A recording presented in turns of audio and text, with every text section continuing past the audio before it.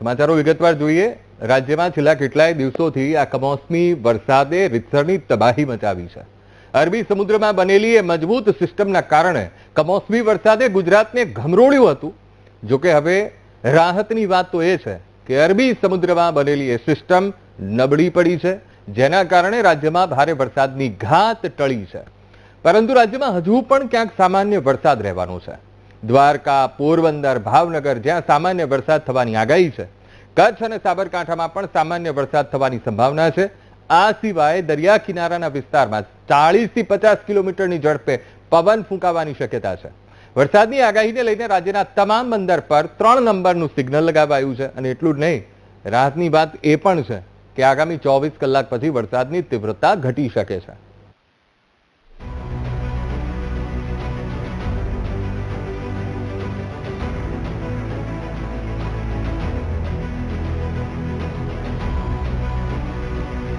રાજ્યમાં છેલ્લા કેટલાય દિવસોથી કમોસમી વરસાદે તબાહી મચાવી છે। અરબી સમુદ્રમાં બનેલી એ મજબૂત સિસ્ટમને કારણે કમોસમી વરસાદે ગુજરાતને ઘમરોળ્યું હતું। જો કે હવે રાહતની વાત એ છે કે અરબી સમુદ્રમાં બનેલી સિસ્ટમ નબળી પડી છે, જેના કારણે રાજ્યમાં ભારે વરસાદની ઘાત ટળી છે। પરંતુ રાજ્યમાં હજુ પણ સામાન્ય વરસાદ રહેવાનો છે। દ્વારકા, પોરબંદર, ભાવનગરમાં સામાન્ય વરસાદ થવાની આગાહી છે। કચ્છ અને સાબરકાંઠામાં પણ સામાન્ય વરસાદ થવાની સંભાવના છે। આ સિવાય દરિયા કિનારાના વિસ્તારમાં 40 થી 50 કિલોમીટરની ઝડપે પવન ફૂંકાવાની શક્યતા છે। વરસાદની આગાહીને લઈ રાજ્યના તમામ બંદર પર 3 નંબરનું સિગ્નલ લગાવાયું છે। એટલું જ નહીં, રાહતની વાત તો એ છે કે આગામી 24 કલાક પછી વરસાદની તીવ્રતા ઘટી શકે છે। अगर हम आगे आने वाले हफ्ते की बात करें तो गुजरात में जो है अभी जो एक सिस्टम बना हुआ था नॉर्थ अरेबियन सी में, वो अभी कल तक वेलमार्क लो बना हुआ था, जो कि अभी weakened into low pressure area हो गया है over north east Arabian sea and adjoining area में, जो कि अगले 24 आवर्स में जो है इनसिग्निफिकेंट हो जाएगा और जिससे रेट में भी काफ़ी ड्रास्टिक गिरावट देखने को मिलेगी हमें पूरी गुजरात रीजन में।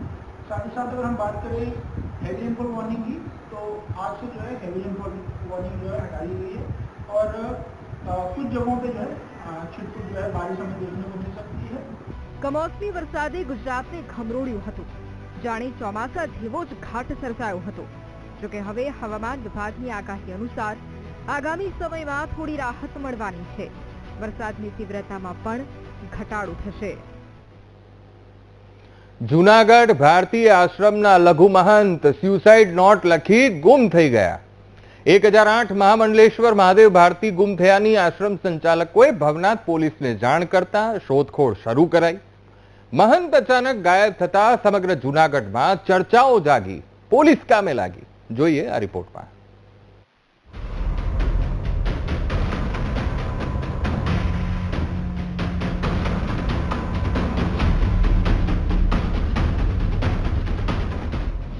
જૂનાગઢ ભારતી આશ્રમના લઘુ મહંત ગુમ। ચિઠ્ઠી લખી મહંત મહાદેવ ભારતી નીકળી ગયા। આશ્રમના સંચાલકોએ પોલીસને જાણ કરી। જૂનાગઢના ભવનાથ ક્ષેત્રમાં આવેલા ભારતી આશ્રમના લઘુ મહંત 1008 મહામંડલેશ્વર મહાદેવ ભારતીજી વહેલી સવારે 3 થી વધુ પાનાની સ્યુસાઇડ નોટ લખી આશ્રમમાંથી ગુમ થયા। આશ્રમ સંચાલકોએ મહાદેવ ભારતી ગુમ થયાની ભવનાથ પોલીસ સ્ટેશનમાં જાણ કરી। આ સમગ્ર મામલાને લઈને ભવનાથ પોલીસ તેમજ જૂનાગઢ પોલીસની અલગ અલગ ટીમો દ્વારા મહાદેવ ભારતી બાપુની શોધખોળ શરૂ કરવામાં આવી। મહાદેવ ભારતીએ જે સ્યુસાઇડ નોટ લખી છે તેમાં તેમણે કોઈ અંગત મનદુખ હોવાનું કારણ પણ જણાવ્યું છે। જોકે સમગ્ર મામલે પોલીસે વધુ તપાસ હાથ ધરી છે। જૂનાગઢમાંથી મહાદેવ ભારતી બાપુ ગુમ થવા મુદ્દે મહેશગીરી બાપુએ પ્રતિક્રિયા આપી છે। તેમણે કહ્યું કે મહામંડલેશ્વર મહાદેવ ભારતી બાપુ ગુમ થયાનું જાણવા મળતા સ્તબ્ધ થયા છે। તેમણે નોટ પણ લખી છે તેવું જાણવા મળ્યું છે। પોલીસ સંવેદનશીલતાથી તપાસ કરી રહી છે। સાથે જ મહાદેવ ભારતી બાપુ જ્યાં પણ હોય પરત આવે તેવી પણ વિનંતી કરી છે। આમાં જે दोषी हशे जे कोई पण होय एने सजा मळवी जोईए। જે સાધુ આટલો પીડાઈને જો સુસાઇડ નોટ લખીને ગયો હોય તો એ ક્યાં છે, સૌથી પહેલા એનો તાગ મેળવવો બહુ જરૂરી છે. એટલે સંવેદનશીલતાથી તપાસ ચાલુ છે. આપણે સૌ સંયમ રાખીશું, સત્ય પ્રકટ થાય એની પ્રતીક્ષા કરીશું અને જે કોઈ પણ દોષી આના પાછળ હશે એને સજા થવી જ જોઈએ. કેમ કે જો દુર્જનોને દંડ નહીં મળે તો ક્યારેય સમાજમાં ઉદાહરણ અને દાખલા નહીં બેસશે. આ સ્યુસાઇડ નોટમાં કોના કોના નામ લખવામાં આવ્યા છે તે અંગે હજુ સસ્પેન્સ છે. સમગ્ર બાબત તપાસનો વિષય છે. સ્યુસાઇડ નોટમાં કોના નામ લખાયા તેનો હજી ખુલાસો નથી થયો, પરંતુ એકાએક મહાદેવ ભારતી બાપુ ગુમ થતા સેવકોમાં ચિંતાનું મોજું ફરી વળ્યું છે. મહત્વનું છે કે મે 2022માં અમદાવાદના સરખેજ ભારતી આશ્રમના મહામંડલેશ્વર હરિહરાનંદ સ્વામી ગાયબ થયા હતા. હરિહરાનંદ વડોદરામાં રાકેશ નામના ભક્તને ત્યાં ગયા હતા, જે બાદ વડોદરા હાઈવે પર કપુરાઈ ચોકડી સુધી સ્વામી તેઓ પરત પણ મૂકી ગયો હતો.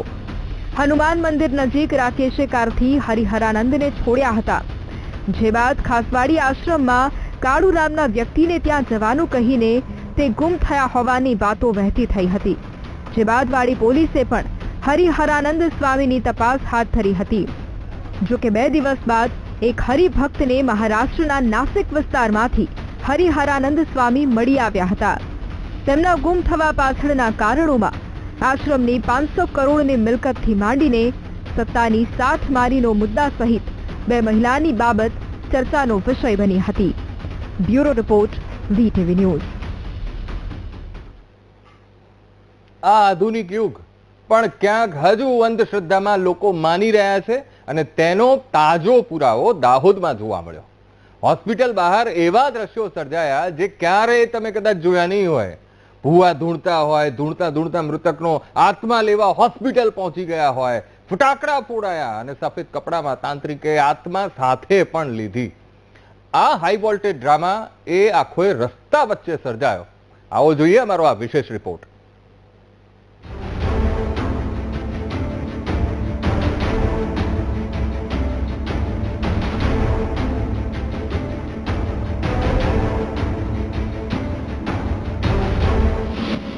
હોસ્પિટલ બહાર ધૂણિયા ભૂવા,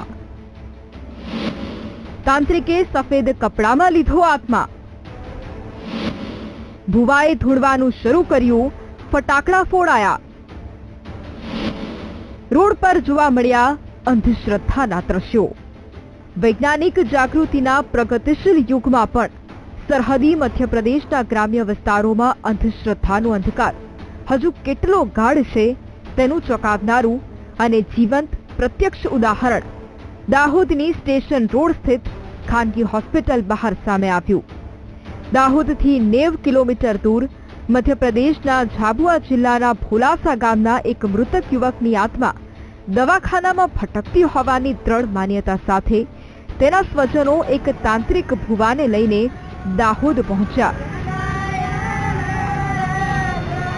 અને ખુલ્લેઆમ વિધિ કરતા જોવા મળ્યા. हमारे पापा का जो एक्सीडेंट हुआ था 7 जुलाई को, तो हम यहाँ एडमिशन इलाज कराने लाए थे. तो उनके बाद उनका यहाँ अंतिम सांस उन्होंने यहाँ पे ली. उसके बाद हम क्या अभी ये क्या हॉस्पिटल में लाए थे, या उनके बाद से हम फिर लेने आए हैं. अभी दिवाली का त्यौहार आ रहा था, तो उसमें क्या बिठाने का, जैसे हमारे रिवाज में रहता है, हिंदू रिवाज में बिठाने का, इनको बिठाए घर ले जाएंगे. ये घर नहीं आ रहे थे तो हम लेने आए थे सब मिल के. इनको ले जाके इनकी सेवा सागरी घर पे पूजा पाठ में सब सेवा सागरी करेंगे अब जिंदगी भर तक इनकी. ये महाराज हम घर से ही लाए थे उधर से. વાત જાણે એમ છે કે મધ્યપ્રદેશના ભોલાસા ગામના યુવકનો માર્ગ અકસ્માત થતા તેને ગંભીર હાલતમાં સ્ટેશન રોડ સ્થિત ખાનગી હોસ્પિટલમાં દાખલ કરાયો હતો, જ્યાં સારવાર દરમિયાન તેનું કરુણ મૃત્યુ થયું હતું. અંતિમ સંસ્કાર બાદ પણ પરિવારની ગેરમાન્યતા હતી કે તેના મૃતક પરિજનની આત્મા દવાખાનાના પરિસરમાં જ કેદ છે, તે ઘરે પરત ફરી જ નથી. આથી તેનો મોક્ષ અટકી ગયો છે. અટકેલી આત્માને મુક્ત કરવા અને ઘરે લઈ જવા માટે પરિવારજનોએ તાંત્રિકનો સહારો લીધો. અને તેઓ હોસ્પિટલની બિલકુલ સામે જ પહોંચ્યા હતા. ભુવાએ ધૂણતા ધૂણતા જ એક સફેદ કપડામાં આત્માને બાંધી લીધી હોવાનો ડોળ કર્યો અને આ કપડું લઈને પરિવારને ચાલવાનો ઈશારો કર્યો હતો. ગઈકાલે એક મૃતક જે અકસ્માતે મૃત્યુ પામેલો અમારા દવાખાને સારવાર દરમિયાન તેવી માહિતી મુજબ તેના સંબંધીઓ તેના અંતિમ વિધિના ભાગરૂપે તેના આત્માની શાંતિ માટે અને આત્મા છે તેવું માનીને એ લોકોને લઈ જવા તેના આત્માને લઈ જવા માટે આવેલા હતા તેવી માહિતી મળેલી છે. અને તેમાં એ દરમિયાન તેઓએ બળવાઈ કરી ધૂણવાનું કામ કર્યું અને ધૂણતા ધૂણતા અહીંથી નીકળી ગયા તે પ્રકારની માહિતી મળી છે. આ પ્રકારની ઘટનાઓને અમે જરા પણ સમર્થન નથી કરતા, કારણ કે આવું બધું કરવાથી સમાજમાં અંધશ્રદ્ધા ફેલાય છે. અમે પણ ઘણીવાર આગળ જોયું છે કે આ પ્રકારની બળવાઈઓના કારણે લોકો સારવાર કરવાના બદલે બીજી ત્રીજી વિધિઓમાં પડી જાય છે. જ્યારે દર્દીની હાલત ગંભીર બની જાય ત્યારે દવાખાને પહોંચે અને છેવટે દર્દીએ જાન ગુમાવવો પડતો હોય છે. એવી ઘટનાઓ પણ બનતી હોય છે. માટે આ પ્રકારની વાતને સમર્થન ન જ અપાય. આ અંગે વિજ્ઞાન જાથાના જયંત પંડ્યાએ આકરી પ્રતિક્રિયા આપી છે. તેમણે ઘટનાને વખોડી છે. સદીઓથી અપમૃત્યુ સંબંધી જાત જાતના વિધિ વિધાનો અને નુસ્ખાઓ જોવા મળે છે. તેના ભાગરૂપે મધ્યપ્રદેશનો તાંત્રિક ભુવાજી આવી અને એનો આત્મા લેવા માટે અને અતૃપ્ત આત્મા છે તેવી વાતો કરી પરિવારને ભરમાવી અને જાહેરની અંદર હોસ્પિટલની અંદર વિધિ વિધાન કરી સફેદ કપડામાં આત્માને લઈને બાંધીને પોતે રોડ ઉપર રસ્તા ઉપર જાય છે. ત્યાં પણ વિધિ વિધાન તંત્ર વિદ્યા કરવામાં આવે છે. આ સમગ્ર ઘટનાને વિજ્ઞાન જાથા વખોડે છે. દેશમાં હજુ અંધશ્રદ્ધા કેટલી છે તેનો આ પુરાવો છે. આવા ઢોંગી ભુવાઓ સામે કડક કાર્યવાહી થાય તેવી લોક માંગ ઉઠી છે. ત્યારે આદિવાસી વિસ્તારોમાં અંધશ્રદ્ધા ચરમ પર છે. તેને ટાળવા પ્રયાસો હાથ ધરાય તે જરૂરી છે. Bureau report, VTV news. બિહારમાં ચૂંટણીનો જંગ જામ્યો છે. તમામ એડી ચોટીનું જોર પણ લગાવી રહ્યા છે. લોકોની વચ્ચે જઈ અને લોકોને રીઝવવાના તમામ પ્રયાસો નેતાઓ કરી રહ્યા છે. એવામાં હવે લોકસભામાં વિપક્ષના નેતા રાહુલ ગાંધીનો એક વિડીયો સોશિયલ મીડિયા પર વાયરલ થયો છે, જેમાં રાહુલ ગાંધી માછીમારી કરતા જોવા મળ્યા. આ વિડીયો ખૂબ જોવાયો. જોકે એ બાદ રાહુલ ગાંધીએ સભા પણ સંબોધી અને બિહારમાં શિક્ષાની પર્સનલ ગેરંટી પણ આપી. જોઈએ એ દ્રશ્યો.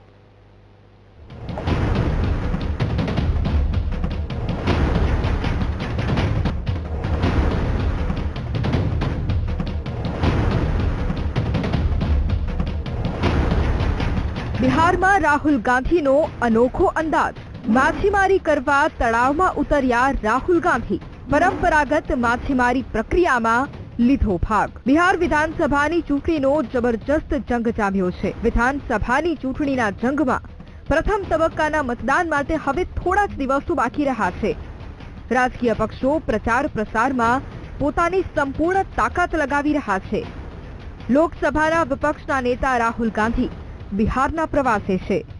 તેઓ ઇન્ડિયા ગઠબંધન માટે પ્રચાર કરવા તો પહોંચ્યા જ છે, પણ સાથે સાથે બેગુસરાયમાં એક અનોખું દ્રશ્ય જોવા મળ્યું. રાહુલ ગાંધીએ તળાવમાં ડૂબકી લગાવી અને ત્યાંના સ્થાનિક માછીમારો સાથે પરંપરાગત માછીમારી પ્રક્રિયામાં ભાગ લીધો. રાહુલ ગાંધીને જોઈને ત્યાં હાજર ગ્રામજનોમાં ઉત્સાહની લાગણી ફેલાઈ.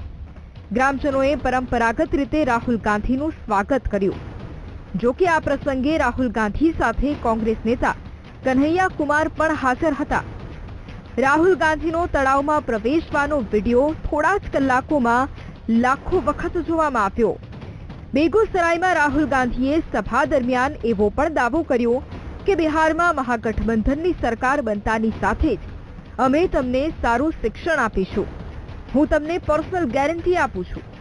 એવી યુનિવર્સિટી ખોલીશું જ્યાં દુનિયાભરના લોકો બિહારમાં અભ્યાસ કરવા માટે લાઈનમાં ઉભા રહેશે. जैसे यहाँ पे हमारी गठबंधन की सरकार आएगी, जीतेगी और हम आपको पूरी की पूरी तरीके से दम लगाकर बेहतरीन शिक्षा देने वाले हैं. मगर मैं आपको एक गारंटी देता हूं, मैं आपको पर्सनल एक गारंटी देता हूं और इसको आप याद रखिए.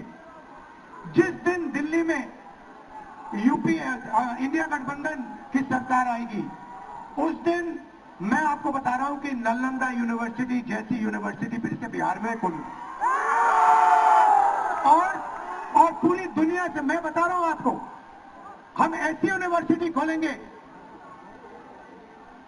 जहां पूरी दुनिया से लोग लाइन लगाकर बिहार में आके पढ़ाई करने की कोशिश करेंगे। विश्लेषकों अनुसार बिहार चूंटણીના સંદર્ભમાં રાહુલ ગાંધીની મુલાકાત એક મહત્વપૂર્ણ પ્રતિકાત્મક સંદેશ ધરાવે છે. કોંગ્રેસ નેતાઓ એવો પણ દાવો કરી રહ્યા છે કે આ ફક્ત એક પ્રવૃત્તિ નથી, પરંતુ બિહારની ધરતી સાથે જોડાવાનો સંદેશ છે. જો કે આ પ્રયાસ મતદાન મથક સુધી કેટલો પહોંચે છે તે જોવું રહ્યું. Bureau report, VTV news. Welcome back. હવે રાજ્યભરમાં સ્થાનિક સ્વરાજ્યની ચૂંટણી એટલે કે કોર્પોરેશનની ચૂંટણીઓ હવે ખૂબ નજીક છે. આ કોર્પોરેશન ચૂંટણીમાં રાજ્ય ચૂંટણી આયોગ દ્વારા ઓબીસી માટે અનામત બેઠક અંગેની જાહેરાત કરાઈ છે. જ્ઞાતિ ગણિત પણ ખૂબ જરૂરી છે. કેટલાકને તક મળશે તો કેટલાકનું પત્તું કપાઈ શકે. ટૂંકમાં નવા અનામતના પગલે ભાજપ અને કોંગ્રેસમાં અનેક કાર્યકર્તાઓ ગેલમાં આવ્યા છે, પરંતુ કેટલાક લોકોમાં નિરાશા અને ચિંતા પણ જોવા મળી. સમજીએ સ્થાનિક સ્વરાજ્યની ચૂંટણીમાં અનામતનું ગણિત.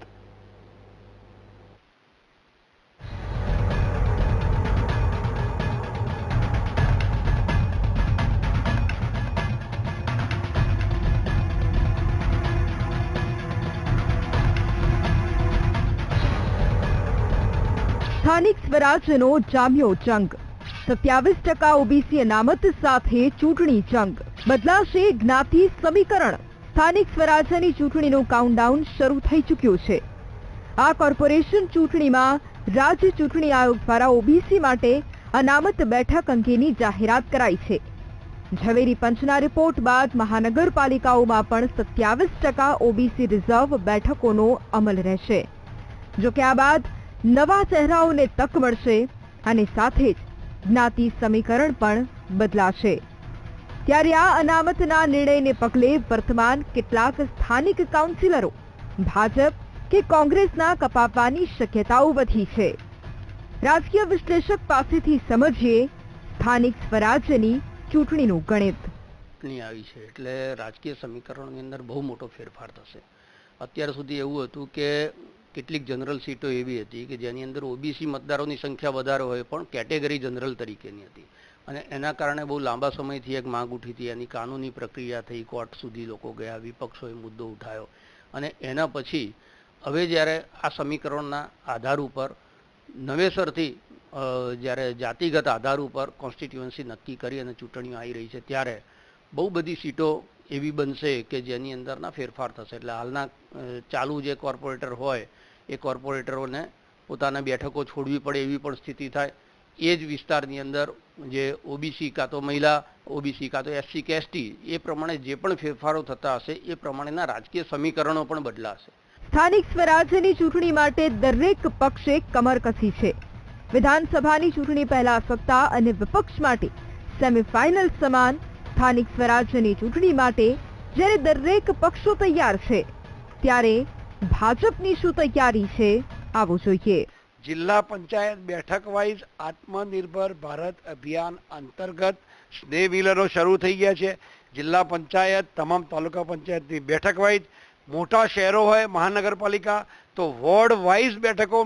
તમે જુઓ અમદાવાદમાં પ્રદેશ અધ્યક્ષ આદરણીય જગદીશભાઈ વિશ્વકર્મા સાહેબ પણ વોર્ડે ફરી રહ્યા છે. એટલે એક એક જગ્યાએ સંમેલનો ચાલે છે, જુદા જુદા અભિયાનો ચાલે છે. સમાજના તમામ વર્ગનો, સમાજની તમામ જ્ઞાતિઓનો, સમાજના તમામ પ્રાંતનો એક જગ્યાએ લોકસંપર્ક કરી અને 1 to 1 ભારતીય જનતા પાર્ટીના આગેવાનો આઈ કોન્ટેક્ટ, સીધો જ જનતા સાથેનો નાતો, સીધો જ જનતા સાથેનો contact, eye contact per day 10,000, 20,000, 25,000 લોકો સાથેનો ભારતીય જનતા પાર્ટીનો કાર્યકર્તા હંમેશા પ્રજાના સંપર્કમાં હોય છે. ગુજરાતમાં સ્થાનિક સ્વરાજ્યની સંસ્થાઓમાં વર્ષ 2021 સુધી માત્ર 10% બેઠક જ ઓબીસી અનામત રહેતી હતી, પરંતુ સુપ્રીમ કોર્ટ દ્વારા સ્થાનિક સ્વરાજ્યની ચૂંટણીઓમાં ઓબીસી અનામત વધારવા અંગે એક કેસ થયો અને સુપ્રીમ કોર્ટે ઓબીસી સમૂહને રાજકીય પ્રતિનિધિત્વ વધુ આપવા, વસ્તીના સપ્રમાણમાં અનામત આપવા આદેશ કરાયો હતો. રાજ્ય સરકાર દ્વારા સમર્પિત આયોગ રચીને તમામ સંસ્થાઓમાં એક સમાન સ્તરે 27% અનામતનો અમલ શરૂ કરાવ્યો છે. જોકે હવે કોનું નસીબ ચમકે છે અને કોનું પત્તું કપાય છે તે પણ જોવું રહ્યું. કેમેરામેન દશરથ ઠાકોર સાથે પાર્થ જાની, VTV ન્યૂઝ, અમદાવાદ.